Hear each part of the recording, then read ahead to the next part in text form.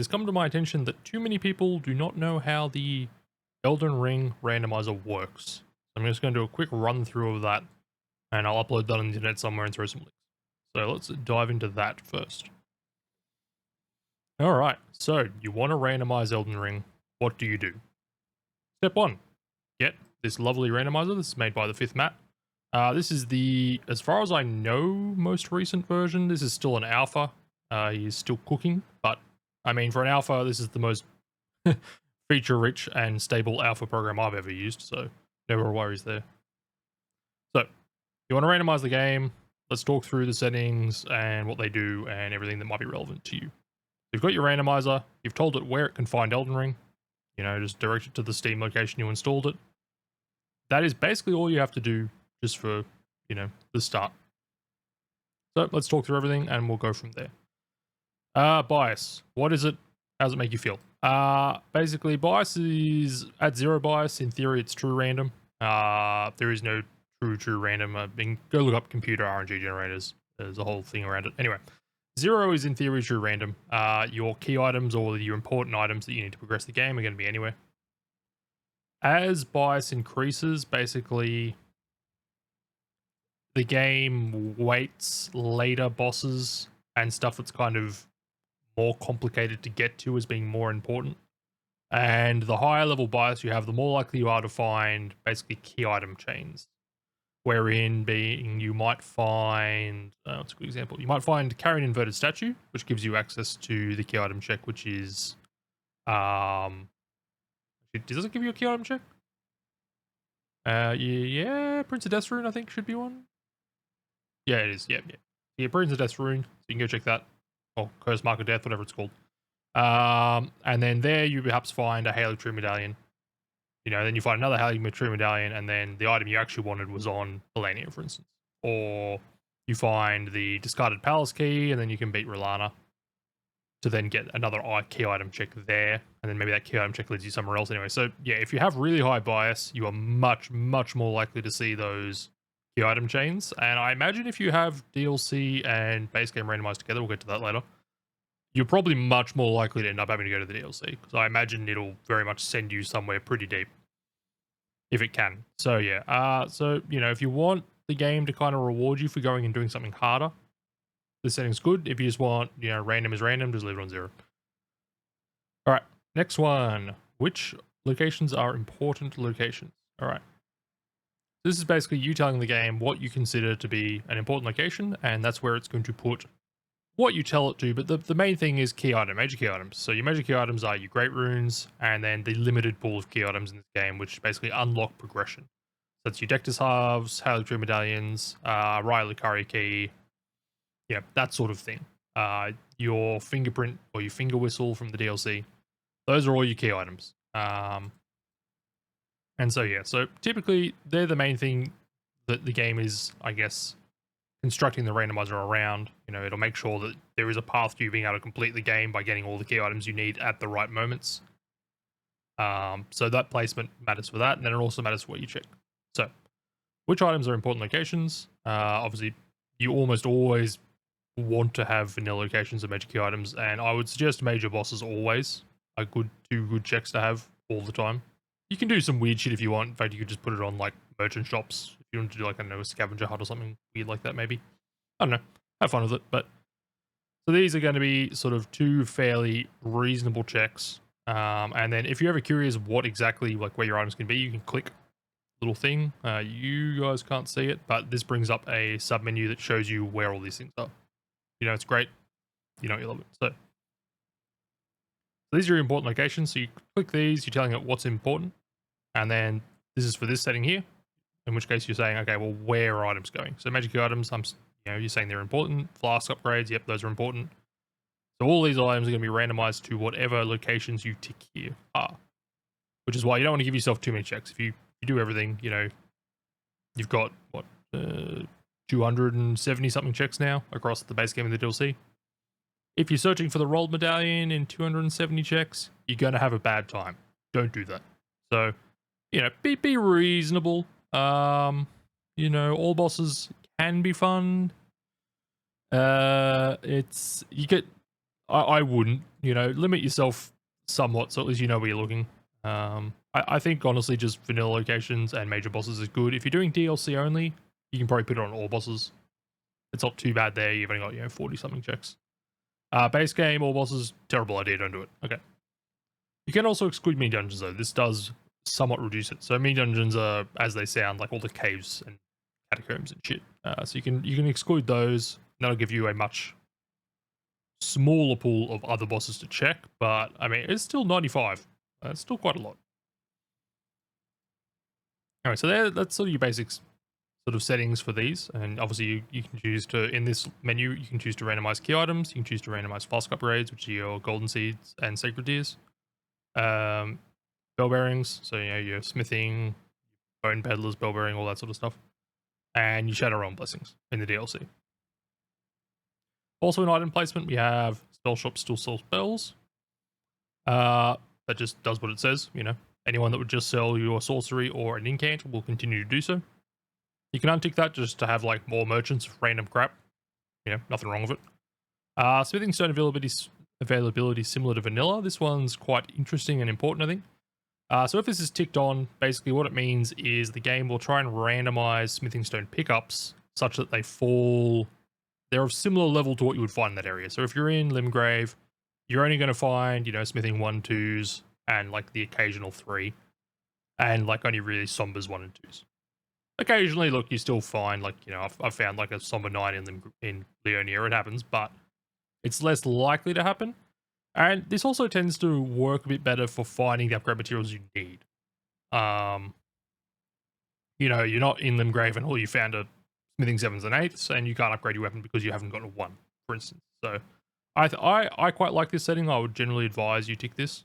But, I mean, if you know what you're doing, just untick it and have fun. Collectible materials, this doesn't really matter. I would just leave it ticked.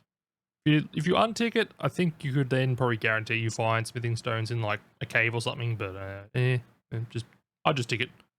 Guaranteed copies of enemy drops. This is interesting. This just allows you to have a broader pool of items available in general.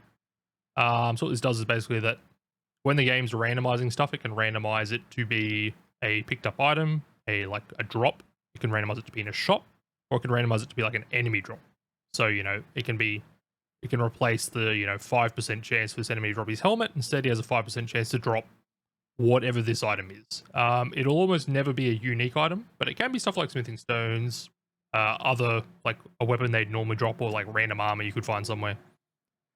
So yeah, it's just kind of guarantees that you'll be able to pick up a copy of that somewhere without having to farm 20 birds or soldiers of Godric or something, you know, like it just guarantees a copy of it in the game. I mean, yeah, each their own. And then we also have place Shadow Realm Blessings in DLC only. Does exactly what it says in the tin. It means all your Shadow Realm Blessings will only be in the DLC, so you won't have to search through the entirety of the base game to find them before then going to the DLC. Yeah, pretty reasonable. I'd probably, you know, recommend leaving that ticked. Now, if this isn't enough for you, and it very well might not be, we have custom item placement. Yeah, we'll do that. Okay, yeah. So, what does that mean? Kind of what it says. It's custom. Do what you want. So, first up setting, we have overall item placement, silo, none, or separate base game and DLC. Does exactly what it says. Do you want DLC items only in the DLC and base game items only in the base game? If you do, select that. If you don't, select none.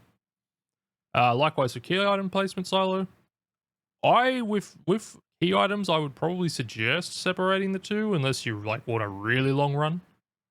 And want some like really weird routing, because like the game will do some weird shit if you don't have the thing siloed. Like it could be like the first key item you find is Pure Blood Knight's Medallion. You have to go kill Moog then at that point. And then if you end up in the DLC, if you kill shit in the DLC to potentially find a great rune. That might sound fun to you. If it does, cool. You can do that, you know. It has some key, not randomized things. You can remove these if you want. If you want to have to find the Spectral Steed Whistle, go for it. I don't, so I'm leaving that as is. Likewise for the Flask of Wondrous Physic. The rest of these, I mean, whatever, right? Like, I don't know how much you care, but, you know, it's nice to have them just somewhere you know about. The jail keys, I mean, take it or leave it. These are kind of set in another setting about whether or not you want those included in your key item pool or not. I would generally say don't, but again, you do you. Have fun. So what does this then allow you to do? Okay. So it allows you to then dictate where your major key items are. Again, important locations. Anywhere, not randomized, custom. Again, you can then dictate where exactly these are going from a selection of pools, but I mean, like from a large selection of pools. You guys can't see this. How can I capture this one as well? And what if we do window capture 2? Or I can probably change my window capture. Let me do that. Let me see if I can get you guys this sub menu. I can. Okay. Here we are. Sorry. Here is the custom item placement window, which you couldn't see before. So as I was saying, overall item placement silo, none. Separate base game DLC. Key item placement, none. Separate base game DLC. And then you're not randomized items. And I mean, you can add more things here if you want. For some reason, if you really want to guarantee something is somewhere, just don't randomize it. And then you have more specific item placement. Do you want your key items to be important anywhere, not randomized, custom? You can say where you want it to be placed. You can say where you don't want it to be placed, which is quite nice. Same thing for quest items, core mechanics, which are like your wet blades, mostly. Sacred Flask upgrades, all that. Core mechanics also include your physic tiers, so they're nice. So it's nice to throw these in like the major item pool. Generally, I find means killing bosses, you're quite likely to then also find some cool upgrade materials or something like that. It's nice. So yeah, this you can do what you want here. Basically, either just say important locations, and then you can even do a more custom version of an important location if you want. If you want specific bosses to be important, if you want like cave bosses, for instance, you're like, I want to go on a cave exploration. Sure, throw everything in caves and go explore the caves. Why not, right? Yeah, like you can have a lot of fun with this. Either deciding what is an important location or just, where exactly you want certain things to fall. You can't get too granular as far as I specifically want this one item here. You can probably jank it, but long story short, this lets you do a lot more custom stuff. So yeah, that's that. All right, let's bring back. There we go. So if you want to go full custom, go full custom. Next up, we have logic. Okay. What does this mean? Well, this is just basically how the game is going to route your item placement such that you can finish the game. And so you're telling it what you want to have to do to finish the game. Because Elden Ring, as a game, the only actual requirement to Elden Ring is that you have 2 Great Runes and roll them in. Those are the only required items to finish this game. So with that in mind, the randomizer provides you some more options to basically allow for a more fun experience. So what do we mean by that? So game progression. How many Great Runes do you want to have to collect to access the final boss? So there's 7 Great Runes in the game. How many of them do you feel like you want to collect from your selected locations before you're allowed to finish? So your base game experience would basically be 0 Great Runes to access final boss, 2 Great Runes to access Lane Dell, and then you would need the rolled.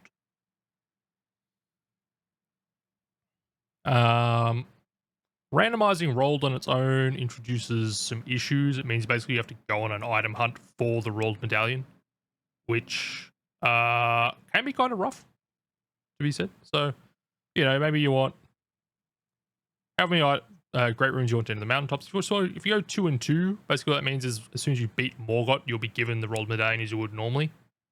You could also just not randomize it. Either or. But anyway, so here you get to select how you want the game to progress. So if you just want a standard experience, probably 2 and 2. If you want something more fun, you could even go, all 7 Great Runes to access the final boss. Maybe you do 4 to get into mountaintops. So you need to find 2 Great Runes, so you need to do some key item checks. Then you get into Lane Dell. You do some more key item checks. Get into mountaintops, and then you basically have to do quite a lot more to get to the final boss.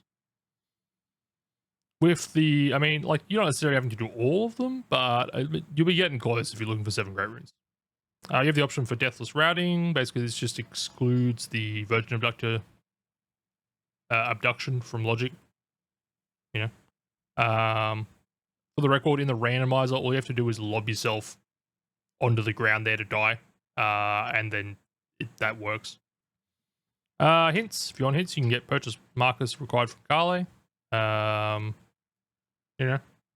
if you want, you can turn these on, and then yeah, you can purchase for, I can't remember how much it costs, but he'll tell you, roughly speaking, where you should be looking for a key item that he thinks you need to progress. This is important because it may not be an item you actually need, depending on how you've gone about the game.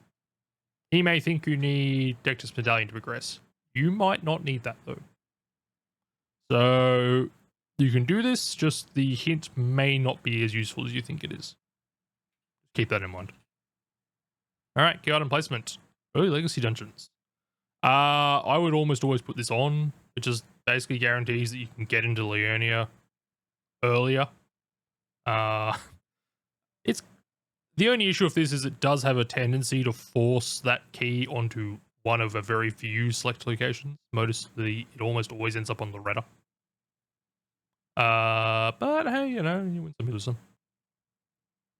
Otherwise, basically what this means is that you could find if you have this unticked, you can find that key anywhere. And I mean, like anywhere, like really, really late. Like it could be on Melania. Which, I mean, again, that's fine. Yeah, there's nothing wrong with that. Just keep that in mind. And then DLC key item placement. So yeah, I think I would generally suggest you randomize base game and DLC separately. Again, you can have a really unique experience by having them together, and then you're going to kind of have to bounce around between the base game and the DLC. It's just going to be a much longer experience depending on the rest of your settings. And then here's as I was saying earlier, the Lamented Jail keys. Means then you have to check that location for more key items, which also means you also have to find that Lamented Jail key. Potentially, you have to find one of them to get to the second one anyway. I mean, I don't particularly like going to that dungeon, so I don't usually randomize them. If you do like that dungeon and want to do that, I mean, hey, yeah, go for it. Why not?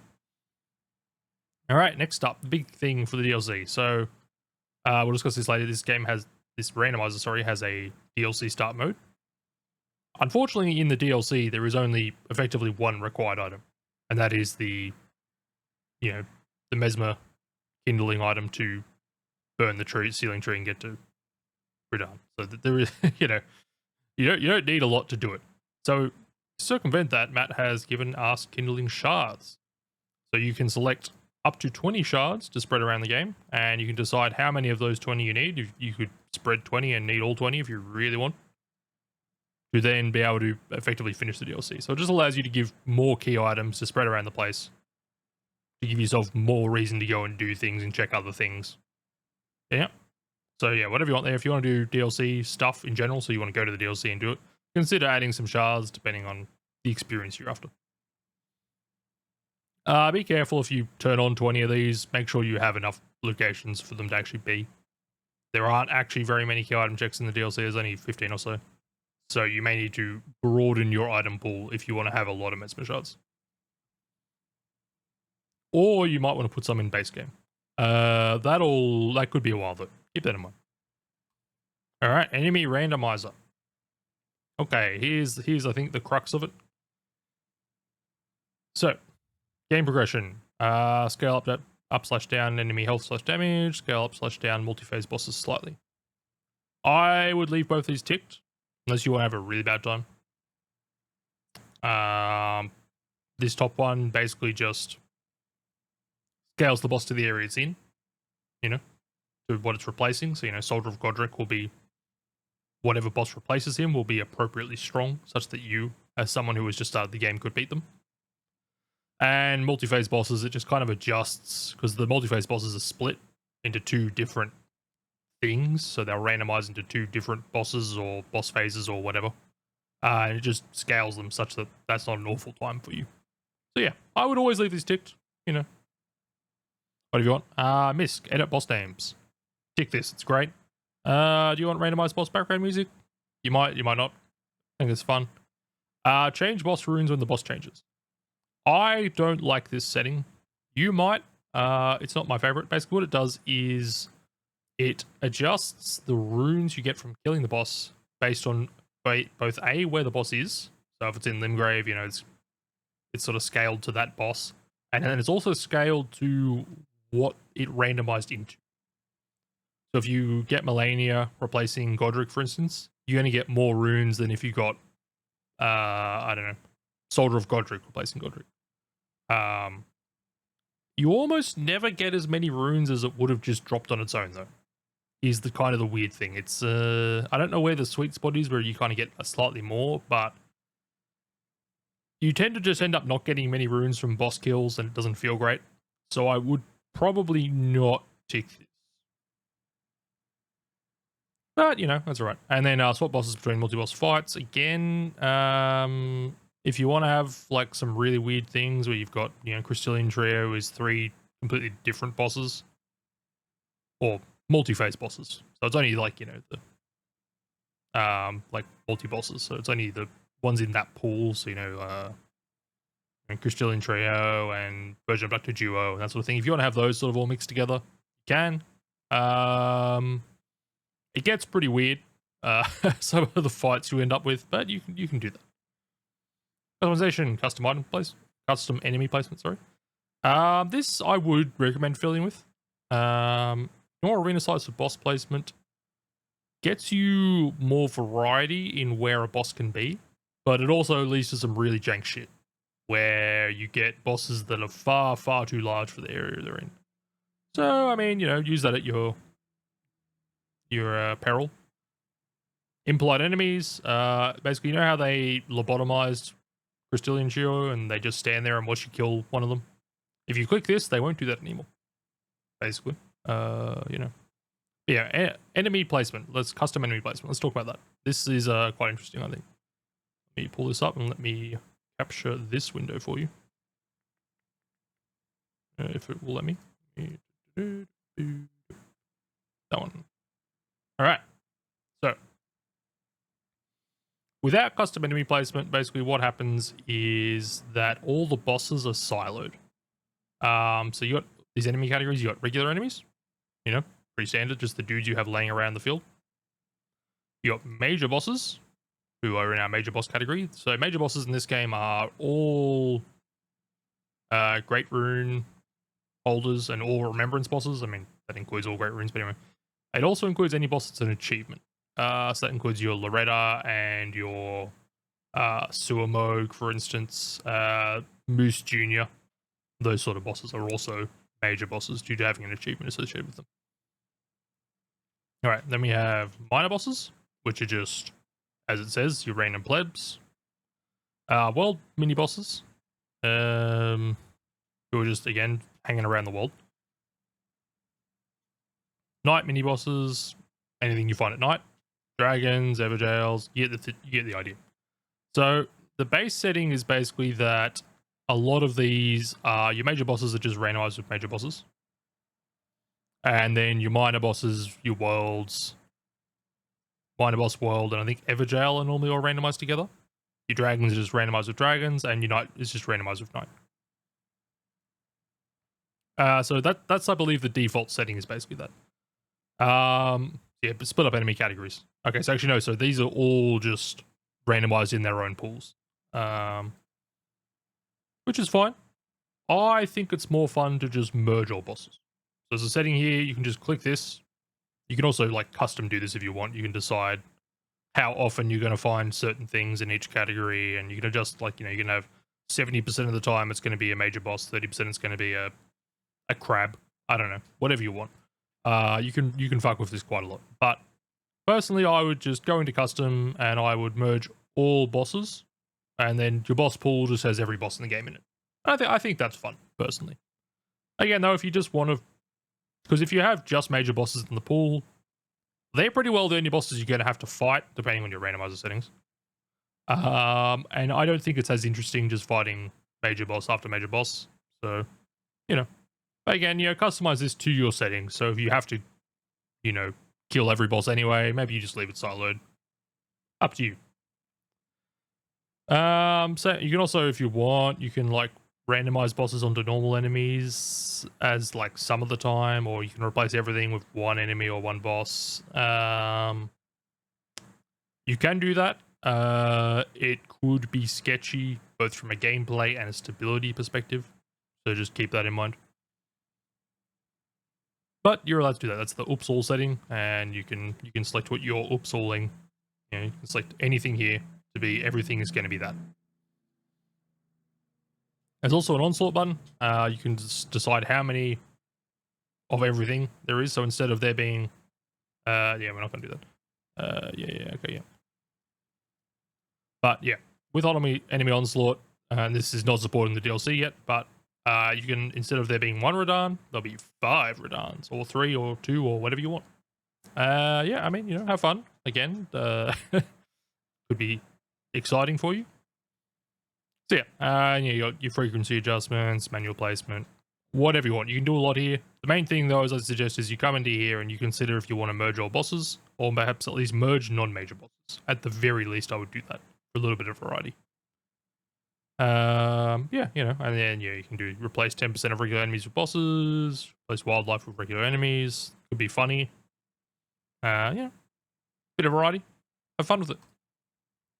Alright, so that's your enemy randomizer. That's kind of your bread and butter of how your game is going to end up playing. Next up, DLC. Alright, so here we have some fun. So, option 1, DLC start. You can tick this bad boy, and what this is going to do is it's going to dump you, not actually at the start of the DLC, but it's going to give you a teleporter to take you to the DLC immediately. If you want, you can add yourself a shop that has all the base game equipment, so you can, customize a character. You can have a care package, which is just like 80 random items. And you can limit that to just utility, which is basically your talismans, armor, physic tiers, that sort of thing. Crystal tiers, sorry. Gunlock roundtable. If you're doing a DLC start, I would probably select this, because obviously there is no way for you to upgrade in the DLC. And yeah, it's a bit of a pain. So I'll do that. And then you can select a rune level. So what this setting actually does is it gives you enough runes to level yourself up to that level at the start. So you level up, and then you go DLC start, and you teleport there. Yeah, it's cool. Okay, what else we got? DLC start upgrades. Do you want all sacred flasks? Obviously, you're not going to find them. Well, actually, you might. If you have your settings such that you're finding these items in the DLC, maybe you don't want this. No matter what you do, you're going to have the ability to buy all the stones, I believe, and all the Ghost Glovewort at Roundtable Hold. But I mean, show self-restraint. If you don't want to buy them, just don't. But yeah, so these are some options, if you want all memory stones, talisman pouches, whatever. Again, if you don't select these, just make sure your randomizer settings are going to put all of them in the DLC. So you can basically just exclude base game from all your randomizer settings, and so all the randomizing happens in the DLC. Alright, overall randomization, yeah, and we got all same thing, DLC and base game together separately. So you can just have DLC stuff in your DLC randomizer if you want. If you just want to have a DLC experience but it's random, you can do that. Misc Options, you can have all weapons in the DLC upgrade to max level. I mean, it's the DLC. It's not a bad idea. Saves you just some effort, honestly. Like, you're just going to do it anyway. But again, Abyssal Ward's Horse Blinders just lets you ride Torrent in the Abyssal Woods. And then this is a fun one. It's not super relevant, but you can randomize the Spirit Spring seals. So those, I think it's like 5 Spirit Springs in DLC. We have to shoot some rocks or break some rocks to be able to use it. Yeah, you can randomize which rock breakage goes with which Spirit Spring. The only actually required one of these Spirit Springs is the one that goes around, what's her name? Rolana. So, it's just kind of forcing you to do that boss if you tick this box. Nothing really else, to be honest, but it's fun. All right, then we're into Misc Options. Okay. Additional randomization. Randomized starting class loadouts. Does what it says on the tin, honestly. Gives you a random start. So what options do you want here? Well, I think at the very minimum, I would select allow weapons requiring two-handing. If you tick allow changing stats for slightly more starting weapons, you can end up with some very weird characters stat-wise. It's not necessarily unfun. You can get pretty strange. Randomized starting keepsakes. Again, does what it says at the packet. Randomized NPC outfits. This just basically makes all the merchants fun colors, realistically speaking. And actually, no, it's a lie. It also changes, like, Gideon's outfit and the rest of them. Randomized ambient music's a bit weird. I don't know if I recommend that. Randomized gestures, I mean, it doesn't do anything, so why not? And randomize enemy colors. This, sorry, will make a lot of things very weird colors. If you want to, why not? All right, special modes. So if you want, you can remove all weapon and spell requirements. You almost want to use any weapon in the game? Go for it. You can. Ignore this for now. This is for Fogate Rando. That doesn't exist yet. It's still getting updated. Disable upgrading Serpent Hunter. If that's something you care about, you can do that. Again, ignore this one. This was a random mania thing, so it's irrelevant. Convenience. Everyone likes convenience. Let's talk convenience. Unlock all map fragments. You want that pretty map without having to pick shit up? This setting is for you. Unlock all craftable items in the crafting kit. Don't want to collect all those books? This setting is for you. Do you hate Melania's heal on hit? There's a button for that. Do you hate the Valiant Gargoyle's Poison Cloud? Also a button for that. Our favorite upgrade here, we have reduce upgrade costs for non-somber weapons. So what does that mean? It means instead of taking 12 smithing stones to upgrade from level 1 to level 3, it only takes 3, 1 per level. Love that. Add shortcuts to the mountaintops for faster traversal. This just gives you 2 spirit springs, which just skip going up the mountain. Yeah, I think it's like there's nothing there. There's absolutely nothing there. So it just makes that a bit quicker. All right, last setting we want to talk about, randomizer helper. So let's have a look at that bad boy. Change the window capture again. Where are you? That one. All right, here we have some other interesting tools. So if you are like me and you want to do a use what you get randomizer, this bad boy has what you want. So it has auto equip. So it does exactly what you think it does. It auto equips stuff. You pick it up, it goes in its relevant slot. You can make sure bows are only going in the left hand and your spellcasting things are only going in the left hand. Then you're able to replace whatever's there and equip the new one. So you got armor, talisman, spells, crystal tears. Yep, love that. Auto upgrade, another fun one. So basically, when you find a weapon out in the field, it will upgrade it to whatever the highest level your current weapon is. Or I think it's the highest weapon you've found. Anyway. So yeah, if you have a +4 somber weapon and you're walking around and you find a dagger, you'll probably get a +10 smithing dagger, something like that, and vice versa. So it's great. I wouldn't advise limit max auto upgrade level. Basically, it means if you find a weapon in Limgrave, it is going to be limited to a certain max upgrade. And yeah, it's fine. I don't know. I just wouldn't dig it personally. There's also sort of nerf auto upgrade. You can fiddle with these, but I would just leave it.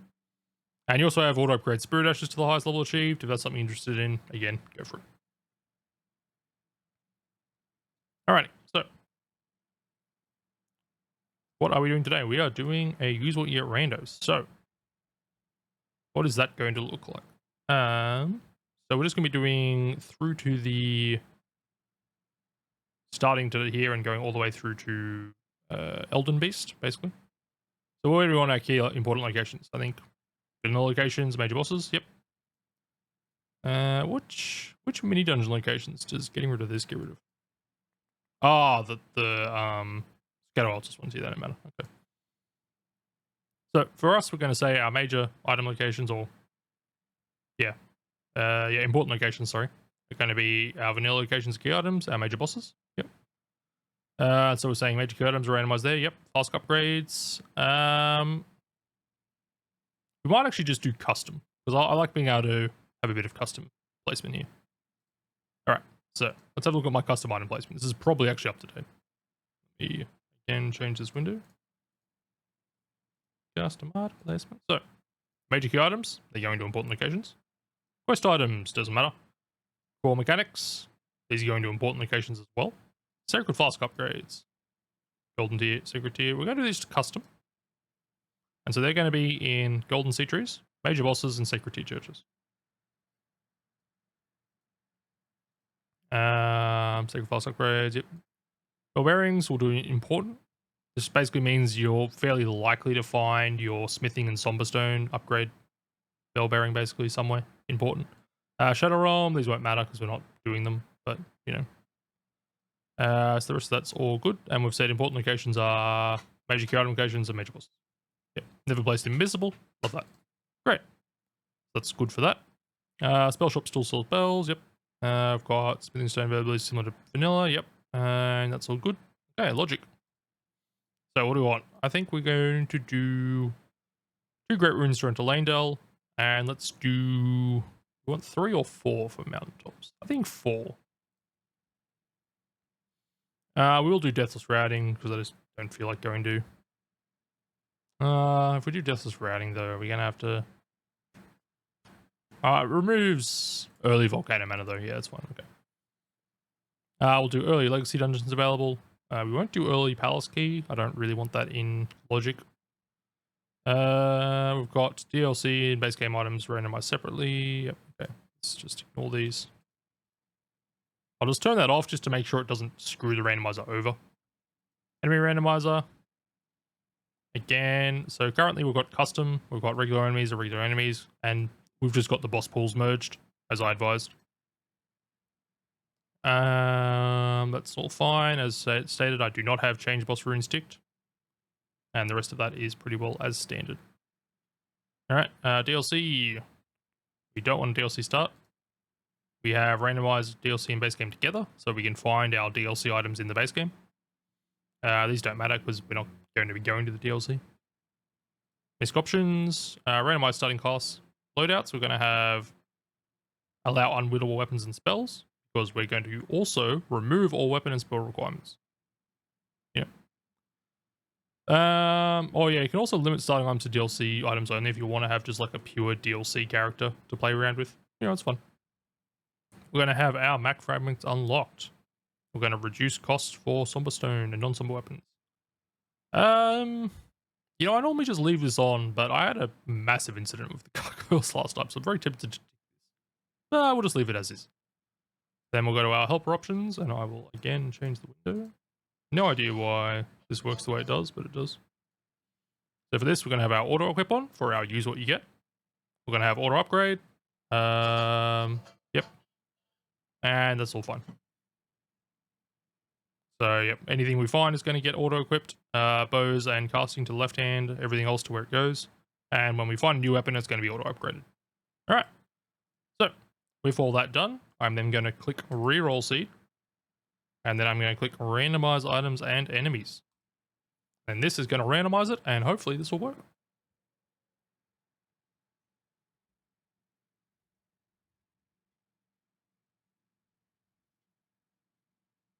It can take a little while.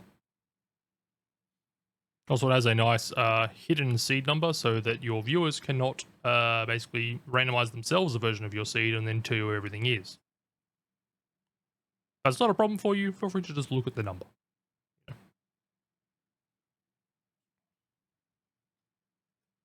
Okay, writing map data. Alright.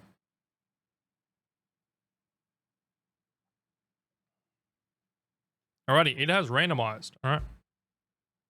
So, now that it's randomized the game, if you want, in wherever the hell you installed this, there's going to be a directory with a spoiler log. That's a text file, and it's going to tell you where everything is. Basically, it has what has randomized to what everywhere. So if you ever get really stuck, you can consult the text file. Alright, and then basically to play the randomizer, you can click Launch Elden Ring. Now, if you ever want to come back to a randomizer you've half done, all you have to do is just open this up again. And as long as you don't re-roll, it'll be the same seed you left with, and you just click Launch Elden Ring.